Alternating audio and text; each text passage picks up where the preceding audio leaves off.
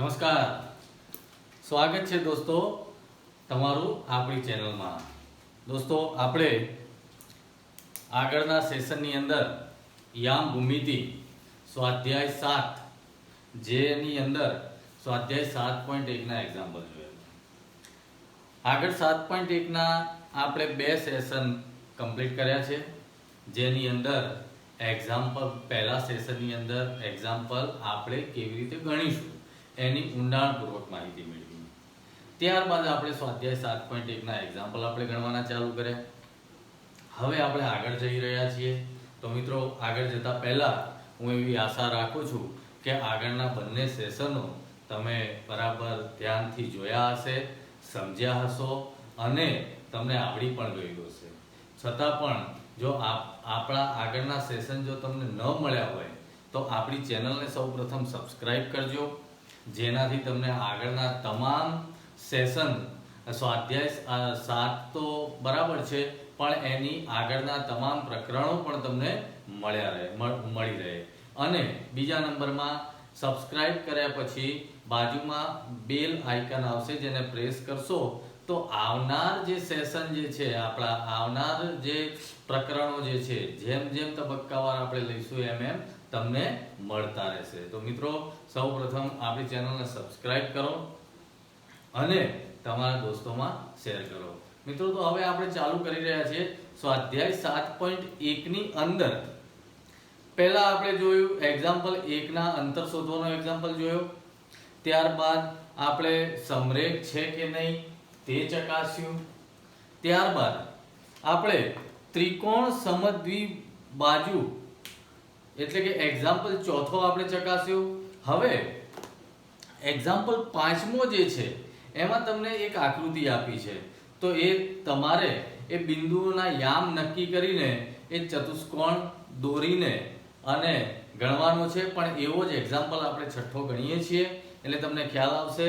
તો છઠ્ઠાની અંદર તમે જુઓ કે શું આપેલું છે, નીચે દર્શાવેલા બિંદુઓથી જો ચતુષ્કોણ રચાતો હોય તો તેનો પ્રકાર જણાવો અને તમારા જવાબ માટે કારણ આપો। તો પહેલા તો અહીંયા તમને બિંદુઓના 4 યામ આપેલા છે, જે આપણે લખીએ એક્ઝામ્પલ છઠ્ઠો, જેમાં આપણે પહેલો એક્ઝામ્પલ લઈએ છીએ, જેમાં બિંદુઓના યામ આપેલા છે તમને -1 -2, બીજા નંબરમાં 1 0, ત્રીજા નંબરની અંદર -1 2 અને ચોથા નંબરની અંદર -3 0। મિત્રો, એક્ઝામ્પલની જ્યારે આપણે રકમ લખતા હોઈએ ત્યારે એકવાર લખ્યા બાદ સંપૂર્ણ રીતે વ્યવસ્થિત રીતે આપણે સાચું લખ્યું છે કે નહીં એ ચકાસી લેવું, કારણ કે અહીંયા એક્ઝામ્પલમાં કોઈ માઇનસ હોય અને આપણે માઇનસ કરવાનું ભૂલી ગયા તો આપણો આખો એક્ઝામ્પલ ખોટો પડે। અને મિત્રો, આપણે આગળ પણ કહ્યું છે પહેલા સેશનમાં કે આ ચેપ્ટર 4 માર્ક્સનું છે અને 3 માર્ક્સનો એક એક્ઝામ્પલ આવે છે। તો મિત્રો, આપણને આ આખો એક્ઝામ્પલ આવડતો હોય તો માત્ર એક સાઇનની જો ભૂલ પડી જાય તો આખા 3 માર્ક્સ આપણા જતા રહે। 3 માર્ક્સ જાય આપણે પોસાય નહીં, કારણ કે પોઈન્ટ્સમાં માર્ક્સની અત્યારે કિંમત છે મિત્રો, એટલી કોમ્પિટિશન છે। તો આપણે એ બાબત બરાબર ચકાસીને જ એક્ઝામ્પલ ગણવું। તો મિત્રો, અહીંયા તમને 4 યામ આપેલા છે, એનો મતલબ કે 4 બિંદુઓ આપેલા છે। 4 બિંદુઓ છે એનો મતલબ કે ચતુષ્કોણ રચાય। તો આપણે આ 4 બિંદુઓના નામ આપી દઈએ A, B, C અને D। તો ABCD 4 બિંદુઓના નામ આપ્યા। યામ અહીંયા અક્ષના નામ આપી દઈશું x1 y1, x2 y2, x3 y3 અને x4 y4। 4 બિંદુઓ છે એટલે x1 થી x4 સુધી જશે। હવે આપણે ફર્સ્ટ સેશનની અંદર, હું ફરીથી કહું છું, પહેલું સેશન જો આપણે ના જોયું હોય તો પહેલા બરાબર તમે જોજો, જેનાથી એક્ઝામ્પલ ગણવામાં તમને કોઈ પ્રોબ્લેમ થાય નહીં।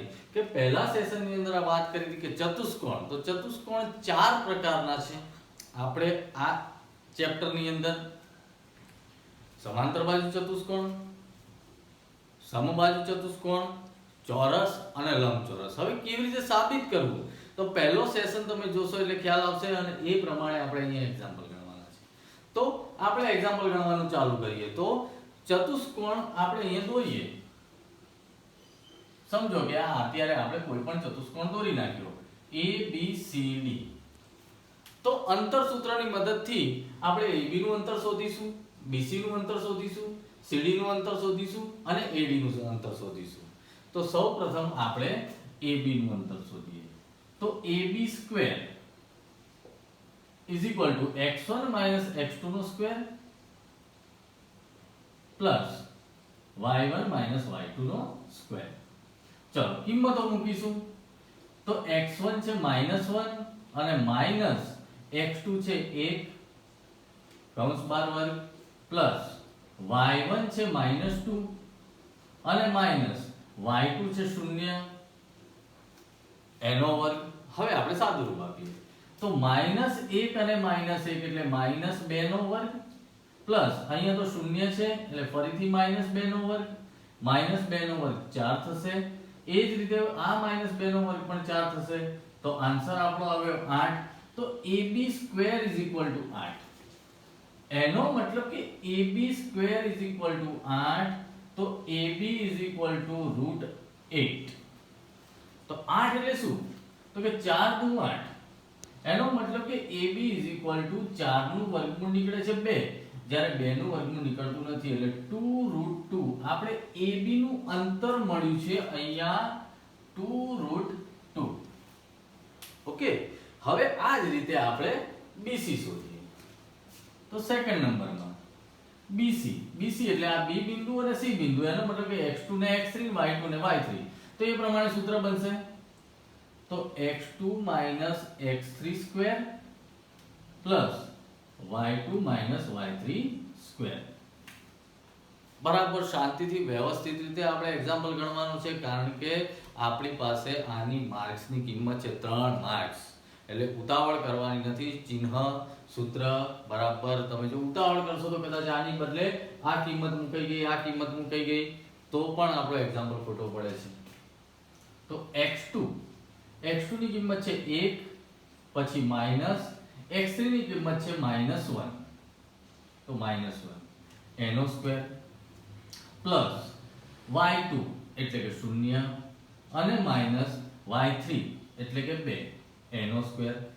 તો 1 માઈનસ -1 એટલે 1 પ્લસ 1 નો સ્ક્વેર પ્લસ -2 નો સ્ક્વેર. તો 1 પ્લસ 1 એટલે 2 નો સ્ક્વેર પ્લસ અહીંયા 2 નો સ્ક્વેર. એનો મતલબ કે 4 પ્લસ 4. એનો મતલબ કે ફરીથી આવે આપણા 8. તો એનો મતલબ BC square is equal to 8. તો BC is equal to √8.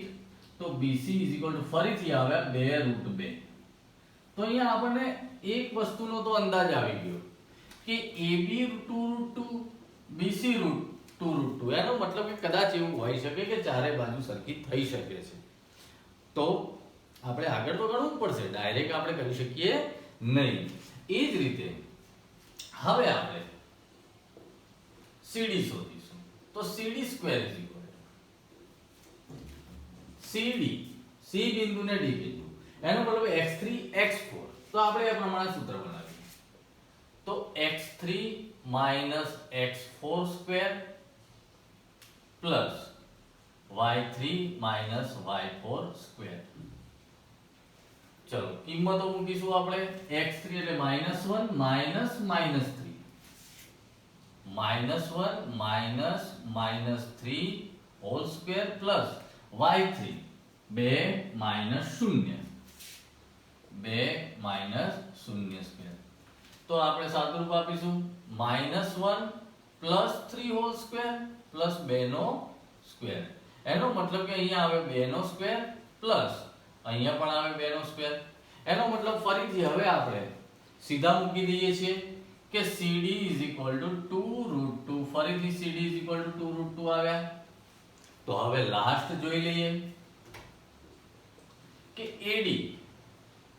AD square is equal to, અથવા તો આપણે DA સ્ક્વેર લખી શકીએ છીએ. તો A અને D એનો મતલબ x1 અને x4, x1 અને x4. એ જ રીતે આપણે x4 x1 પણ લખી શકીએ, કોઈ પણ રીતે લખી શકીએ છીએ. તો તો x1 x4 નો square plus y1 y4 square. Okay, તો હવે કિંમત મૂકીશું -1 -1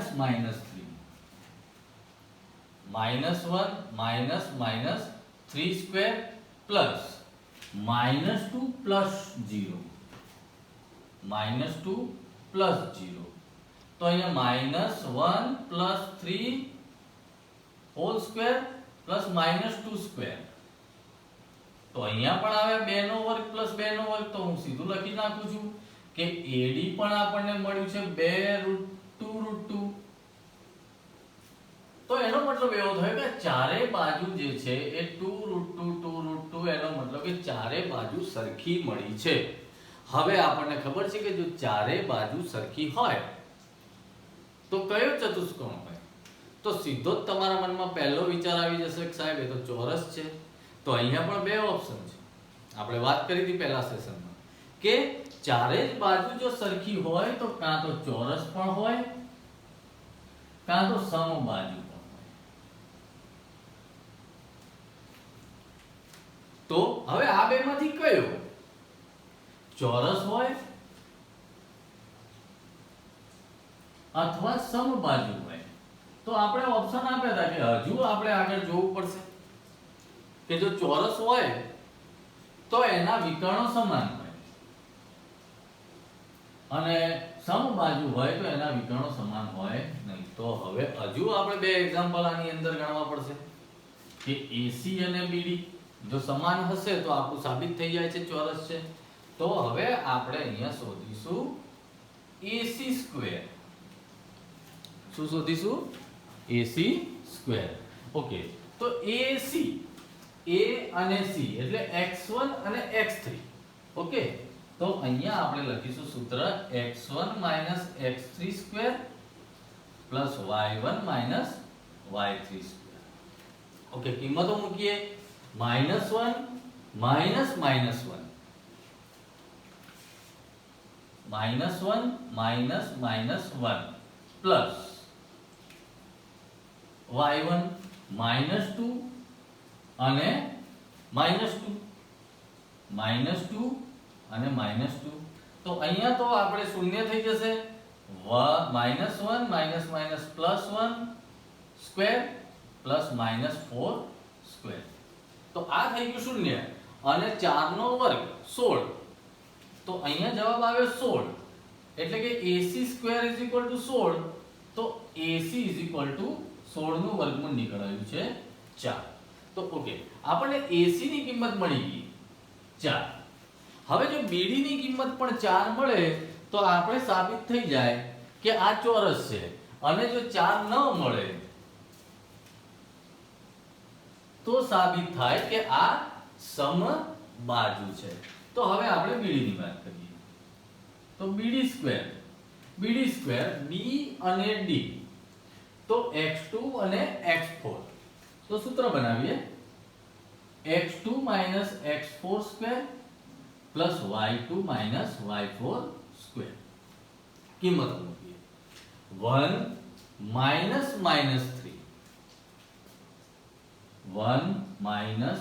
-3 હોલ સ્ક્વેર પ્લસ y2 0 -0 તો 0 -0 સ્ક્વેર.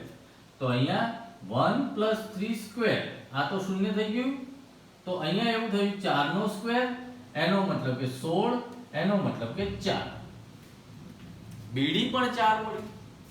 તો હવે અહીંયા આપણે સાબિત થઈ ગયું છે કે આ ચતુષ્કોણના જે યામ બિંદુઓ આપેલા હતા એ ચતુષ્કોણ કયો છે? ચોરસ છે. તો આપણે નીચે લખવું પડશે કે ABCD ચોરસ ના યામ બિંદુઓ છે. તો મિત્રો આ રીતે તમને કોઈ પણ 4 બિંદુઓ આપેલા હોય અને ચતુષ્કોણ સાબિત કરવાનો હોય તો આપણે આ રીતે સાબિત કરવું પડશે. દરેક ચતુષ્કોણની અંદર એક એક્ઝામ્પલમાં 6 એક્ઝામ્પલ ગણવા પડશે. AB BC CD DA AC અને BD. જો કોઈ પણ બે માપ સરખા આવશે. આ બે એટલે કે AB અને DC માપ સરખા આવે અને BC અને AD ના માપ સરખા આવે એટલે કે સામસામેની બાજુ સરખી આવે તો આપણે શું સમજીશું કે તે લંબચોરસ છે અથવા તો સમાંતર બાજુ છે. ફરીથી પાછું જ્યારે વિકર્ણોના માપ શોધીશું ત્યારે લંબચોરસ હશે તો એના વિકર્ણના માપ સમાન આવશે. જો સમાન ન આવે તો તે સમાંતર બાજુ ચતુષ્કોણ છે. તો મિત્રો આ વસ્તુ તમારે ખાસ ધ્યાન રાખવાની છે. બરાબર આ એક્ઝામ્પલ તમે સમજી લેજો. સૌપ્રથમ આપણે જે મેં એક્ઝામ્પલ ગણ્યો છે એનો વિડિયો પહેલા તો તમે વારંવાર જોજો. ત્યારબાદ પહેલા જોઈને ગણવાની જરૂર નથી. જેટલું આવડે એટલું તમારી જાત મહેનતે ગણજો. પ્રોબ્લેમ થાય તો જ જોવાનું, પણ જાતે ગણજો તો તમને ખ્યાલ આવશે. હવે આના પછીના જે બે એક્ઝામ્પલ આની અંદર આપેલા છે એ હું તમારી ઉપર છોડું છું. હવે એના પછીનો આપણે એક્ઝામ્પલ જોઈએ છે. Example number 7. એક્ઝામ્પલ નંબર 7 ની અંદર અહીંયા મધ્ય બિંદુ આપેલા છે. x અક્ષ અને y અક્ષ પરનું બિંદુ આપેલું છે. તો અંદરના યામ બિંદુઓના માપ શોધવાના છે. તો હવે આના પછીના બધા જ એક્ઝામ્પલ જે છે એ સમાન છે, પણ આપણે એક એક જોઈશું એટલે તમને ખ્યાલ આવી જાય.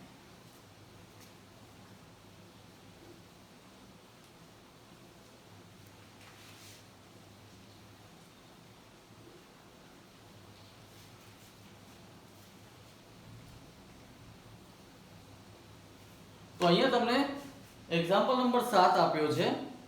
જો 2 - 5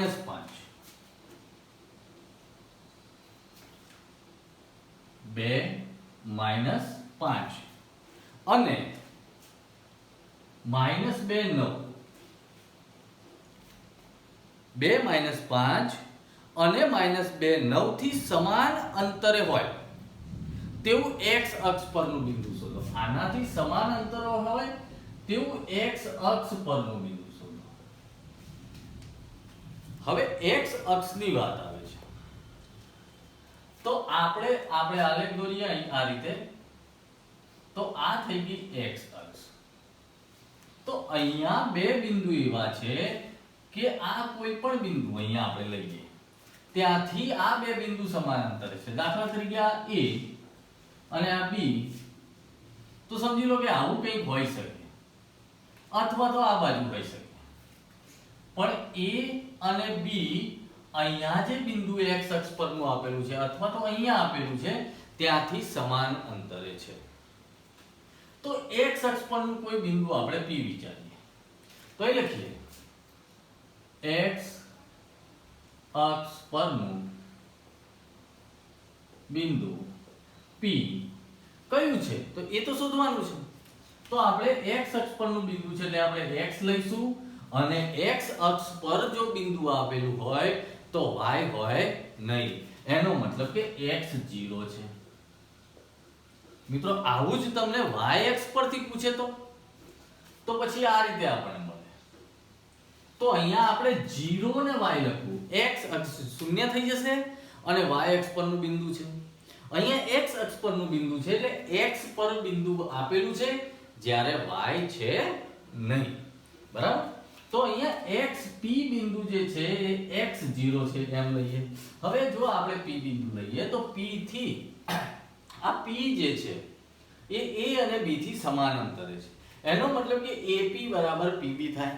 તો એ લખીએ માટે AP બરાબર P. ઓકે. હવે જો AP બરાબર PB થાય તો એનો મતલબ એવો થયો કે AP² = PB² પણ થાય. તો લખીએ AP² = PB². કારણ કે આપણે સૂત્ર છે ને અંતરનું સ્ક્વેર કરવો પડે. તો હવે બિંદુઓના યામ અને અક્ષ આપણે લખીએ x1 x2 એ રીતે. તો A જે છે એમાં x1 ને y1 લખીશું, અહીંયા x2 ને y2 લખીશું. જ્યારે આ જે છે એને x અને y જ રાખીએ. મધ્ય બિંદુ છે એટલે સમાન અંતરે છે. એનો મતલબ કે P જે છે AB નું મધ્ય બિંદુ છે. તો હવે AP A અને P x1 અને x, y1 અને y સૂત્ર બનાવીએ આનું. એ જ રીતે આનું પણ સૂત્ર બનાવીશું. તો AP², તો સૂત્ર મૂકીએ AP² નું, x1 - x² plus y1 - y².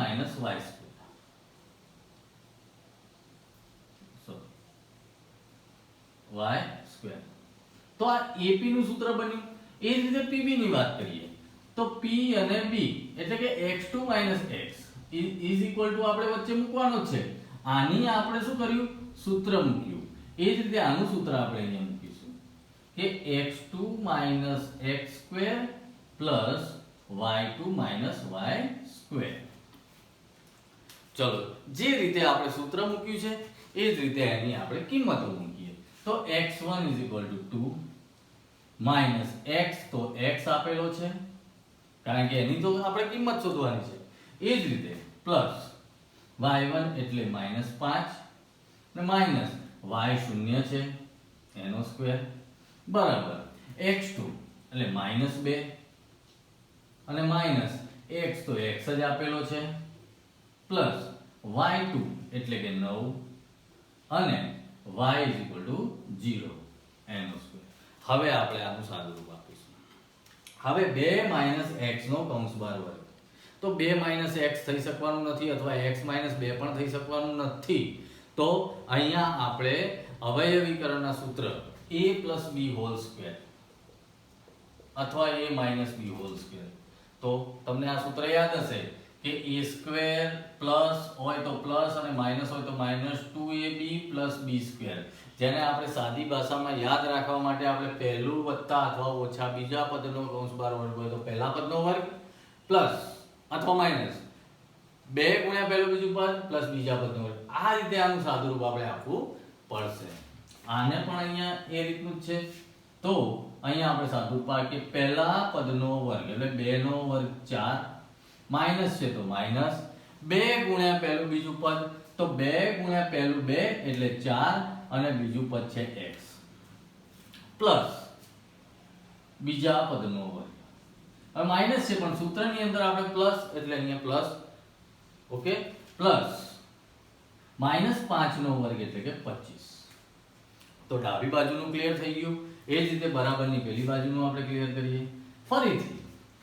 હવે અહીંયા -2 અને -x આપેલું છે, કન્ફ્યુઝન થાય.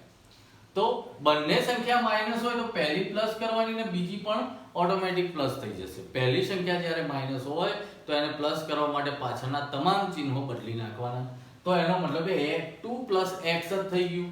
તો અહીંયા હવે હું ધન સંખ્યા છે એમ જ સમજીશ એટલે કે અહીં બધું પ્લસ જ આવશે.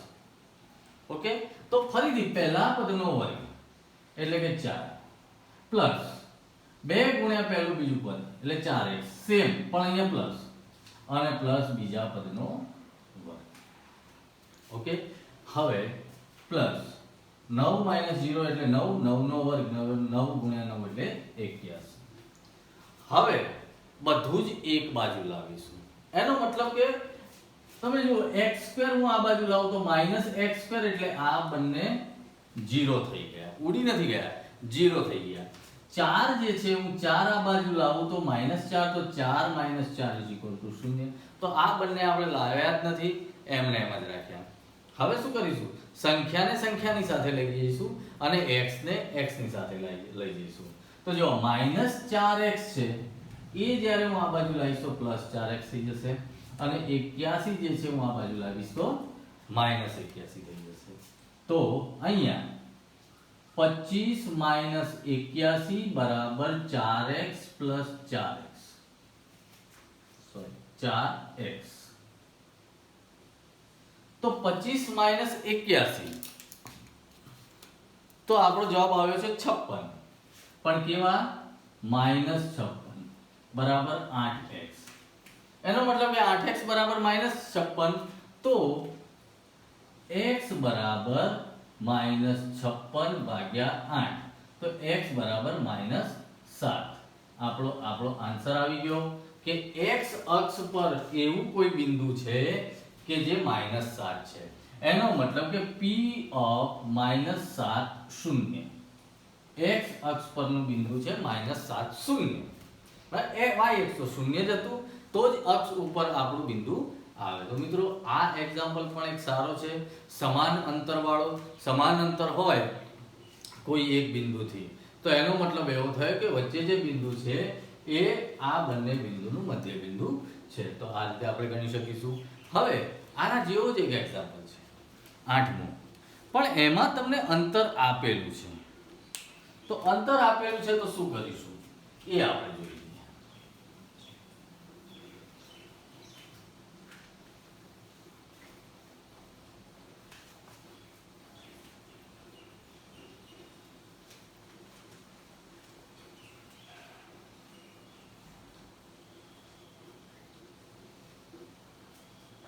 તો અહીંયા તમને શું કહેવા માંગે છે કે બિંદુઓ P 2 - 3, એક બિંદુ આપ્યું છે P of 2 - 3 અને Q આપેલું છે 10y.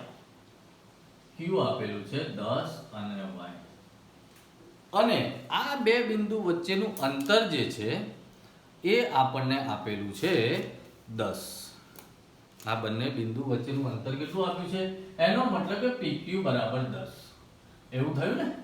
બે બિંદુ વચ્ચેનું અંતર આપેલું છે 10, એનો મતલબ કે PQ = 10. ટૂંકમાં અત્યાર સુધી આપણે જે અંતરનો એક્ઝામ્પલ ગણતા હતા, અંતર શોધતા હતા, પણ અહીંયા હવે અંતર આપેલું છે તો અંદરના બિંદુઓના આપણે યામ શોધવાના છે. તો અહીંયા આપણે લખીએ PQ બરાબર 10. તો હવે સૂત્રમાં શું હતું? સ્ક્વેર. તો આપણે સ્ક્વેર કરીશું. તો બંને બાજુ આપણે સ્ક્વેર કરીએ. તો PQ² બરાબર 10 નો સ્ક્વેર. તો PQ² = 100 થયા. હવે PQ² નું સૂત્ર આપણે લખીએ. તો અહીંયા આપણે x1 y1 x2 y2. Okay, તો x1 - x2² અને y1 - y2².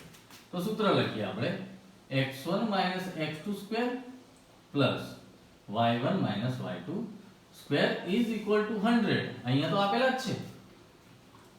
તો હવે કિંમત લખીશું કે 2 - 10 નો સ્ક્વેર પ્લસ y1 -3 અને -y2 y² = 100. ઓકે, આપણે y શોધવાનો છે એટલે બધાનું જેમ સાદુરૂપ આવતું એમ કરતા જઈએ. તો -2 + 10 એટલે કે -8 નો સ્ક્વેર પ્લસ, હવે જેમ આપણે આગળના એક્ઝામ્પલમાં ગણ્યું એ રીતે પહેલા પદનો વર્ગ પ્લસ અથવા -2 ગુણ્યા પહેલું બીજું પદ પ્લસ બીજા પદનો વર્ગ. હવે આગળ પણ આવું જ હતું, માઈનસ છે તો પ્લસ કરીશું તો આ પણ પ્લસ થઈ જશે. એનો મતલબ કે ચિહ્ન બધા ધન છે. તો પહેલા પદનો વર્ગ એટલે 9 પ્લસ 2 ગુણ્યા પહેલું બીજું, 2 ગુણ્યા પહેલું પદ એટલે 3 દુ 6, બીજું પદ એટલે y પ્લસ બીજા પદનો વર્ગ એટલે y² બરાબર 100. હવે 8 નો વર્ગ, 8 ગુણ્યા 8 એટલે 64 plus 9 plus 6y plus y² બરાબર 100.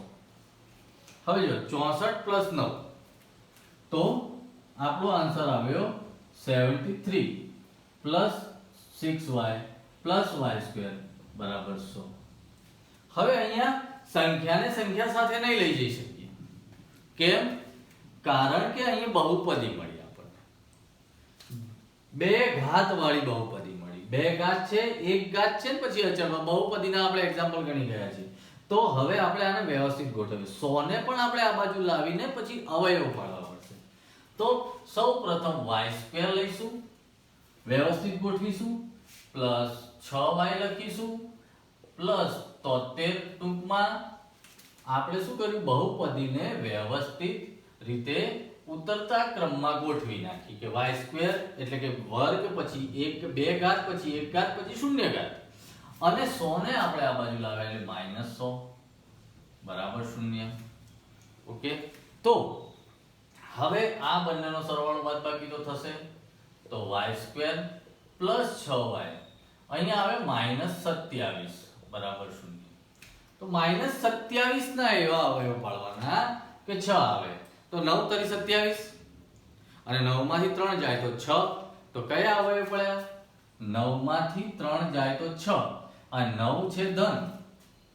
જો ડાયરેક્ટ આપણે અવયવ લખીશું, 9 માંથી 3 ગયા તો 6 અને એ પણ ધન વધ્યા, અને 9 કેવા છે પ્લસ, આગળ x મૂકી દઈએ એટલે આપણા અવયવ પડી ગયા અને બરાબર 0.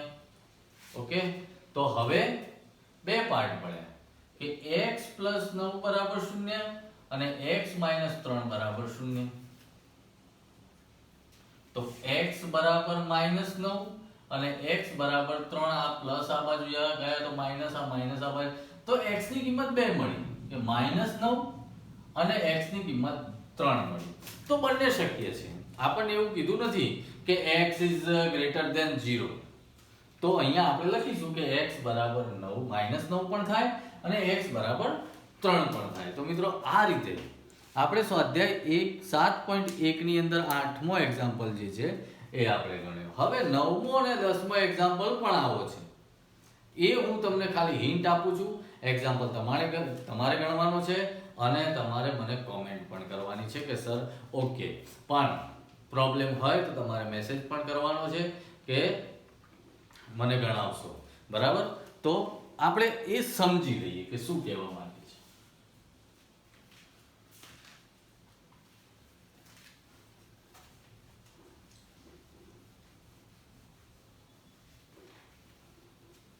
તમને એવું કીધું છે કે Q બિંદુ જે છે એના યામ આપેલા છે 0 1 અને એ P અને R થી સમાન અંતરે છે. એટલે એક રેખાખંડ આપણે દોરીએ.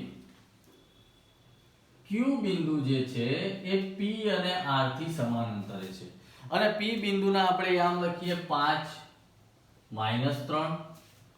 Q બિંદુના યામ આપેલા છે તમને 0 1 અને R બિંદુના માપ આપેલા છે તમને x અને 6.